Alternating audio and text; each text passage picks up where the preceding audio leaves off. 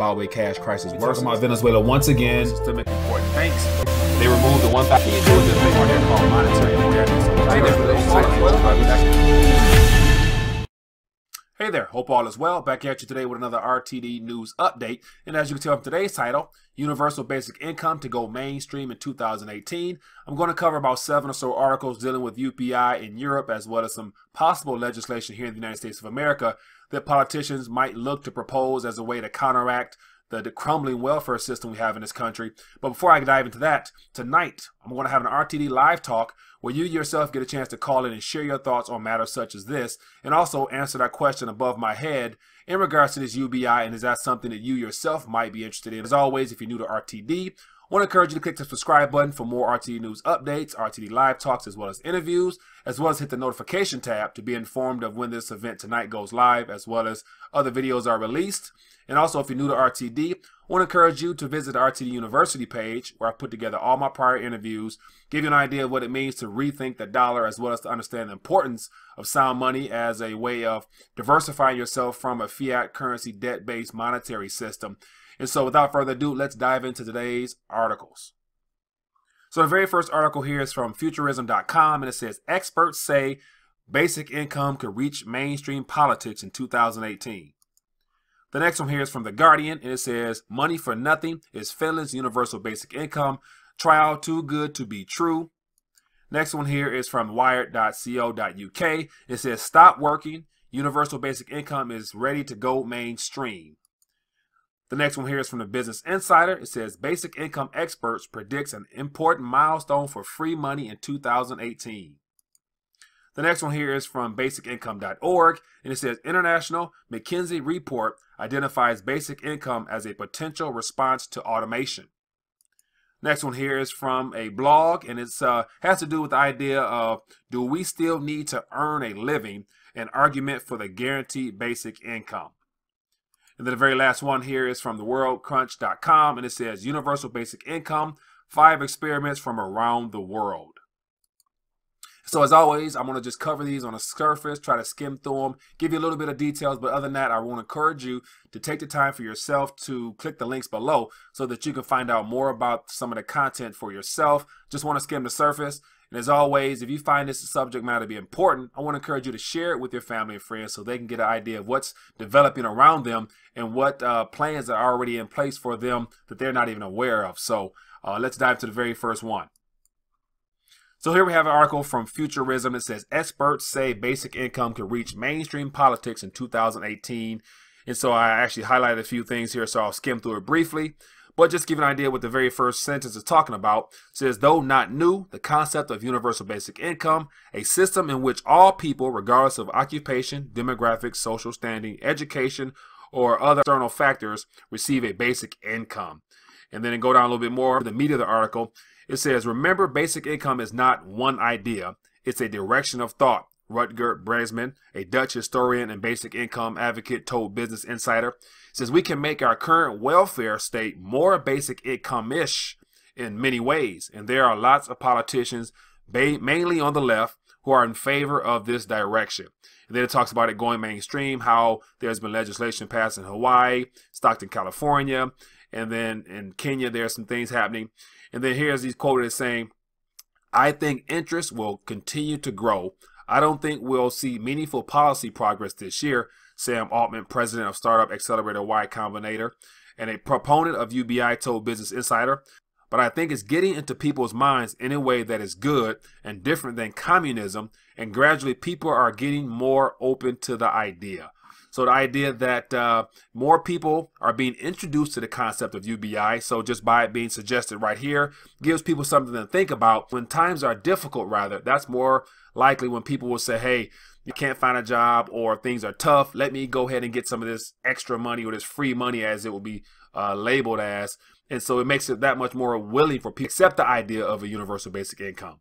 Next article here is from The Guardian. Money for nothing is Finland's universal basic income. Trial too good to be true. And then it says in January 2007, the Nordic nation began paying a random but mandatory sample of 2,000 unemployed people aged 25 to 58 a monthly 560 euros. Says there is no obligation either to seek or accept employment during the 2-year trial, that as long as it lasts, and any who do take a job will continue to receive the same amount. And it goes down and says, while UBI tends often to be associated with progressive politics, Finland's trial was launched at a cost of around 20 million euros by a center-right, austerity-focused government interested primarily in spending less on Social Security and bringing down Finland's stubborn 8% plus unemployment rate. It has a very clear purpose to see whether an unconditional income might incentivize people to take up paid work. So the idea that, once again, we have an experiment in Finland of a small trial of a universal basic income being given to certain people, and they're claiming this to try to see who would be incentivized to actually receive this income, and then who would want to go work. And then she also went on to say how there's not something that should be considered as a real, true basic income just because it's them experimenting with the idea of it. And so with that data they received, they're going to basically figure out how this will work in the future if it's something they really want to use. So just more stuff on universal basic income worth looking at. Next one here says, stop working. Universal basic income is ready to go mainstream. And give you an idea what's going on here. It says universal basic income is a 500-year-old idea that would finally go mainstream in 2018.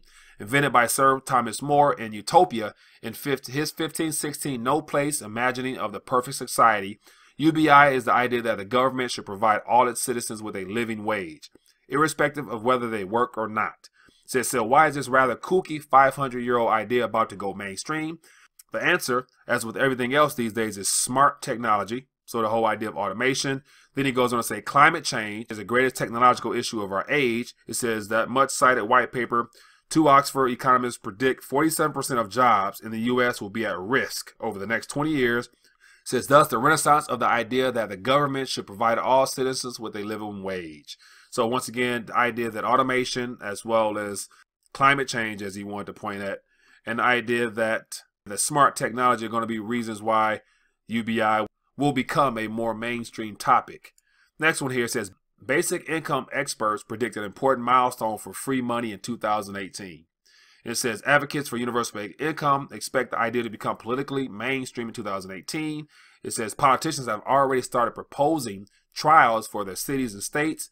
And it says existing welfare programs could offer a foundation for bringing basic income to the masses, experts agree. It says the way into basic income could be through a side door. Here's the tricky one. Many of the experts pointed to earned income tax credit as the best candidate for major welfare reform, partially in California and Colorado. It says a discussion on welfare reform, if ever, begins an opportunity to promote cash transfers. The EITC works like a large tax refund paid out to low-income workers during tax season. The specific amount decreases or increases based on the person's income level. The less you make, the more you receive, up to around $25,000 a year. Here they're proposing the idea of a tax credit for those that are of less income as a way of kind of counteracting some of the welfare benefits. So it's interesting to see how UBI is still mentioned as the idea of the government getting involved and giving out something that is going to be considered as a free lunch to some. So interesting there. Next one here is from International McKinsey report, identifies basic income as a potential response to automation. And so one thing I want to point out here is some statistics that were quite interesting. It says their analysis model of potential net employment changes over 12 years for more than 800 occupations in 46 countries, focused partially in China, Germany, India, and Japan, Mexico, and the U.S. So the report finds that 75 million and 375 million workers, or 3 to 14% of the global workforce, may be displaced by automation by 2030. Then it gives some even greater statistics. It says these effects will be particularly felt in high-income countries. In the most extreme scenario, 32% of American workers, 33% of German workers, 59 million, or 46% of Japanese workers will be forced out of their jobs by 2030. So here we have an article here that's a very pro-UBI, and I thought this picture was quite interesting. It says before basic income, some things that were on people's minds was they had to work money to live, enjoyment, meet people, help community, self-improve. But the idea they had to actually figure out a way to make money was the primary focus on people's minds. But after basic income, it's all about self-improvement, enjoyment, meet people, and help communities. So they basically remove the whole money to live aspect because it will be provided for free from the government. And then he goes on to share a couple ideas here as to why welfare has been given a bad rap over the last umpteen years, and how it's time to come together as a community and share this great resource of helping people without a need to actually have money as a primary motive and stuff like that. So more information, if you're interested, you can read that for yourself. Very last one here is universal basic income, 5 experiments from around the world. And it says, here are 5 different basic income schemes around the world. It's funny how they say schemes. Then it talks about Finland. There's a 2-year test pilot there. There's one in India where for about $114. Then you go here, Italy has something, France has something, Netherlands as well. And so that's what's happening in the UBI front. And so it seems like there's more experiments being put on the table, as well as the idea of more politicians taking notice of it. And so it's just a matter of time before there's, say, some type of monetary hiccup or a financial woe as far as the market's correcting or something of that nature, where there are some solutions that will be needed to help a massive amount of unemployment. And so there's going to be people out here proposing the idea of a free lunch or giving away money with very little incentive to work. And so this is not something that's new. I believe this is all part of the process of how the idea of government continuing to grow and really want to have more of a say-so in our lives. One thing will be true is that whoever provides for you will be your master. And so if our government is the sole means of providing income for us, then they have the right to say what we can and cannot do. So that just removes more of our freedoms. And so just want to bring this subject to the matter. And then more importantly, want to get your thoughts tonight at 9:30 Eastern Standard Time for RTD Live Talk. Looking forward to you answering our question above my head there. Hope this was informative and short and brief. But other than that, I'll see you tonight at 9:30 Eastern Standard Time for RTD Live Talk. Looking forward to having you join me there and calling in and sharing your thoughts. So other than that, enjoy the rest of your day.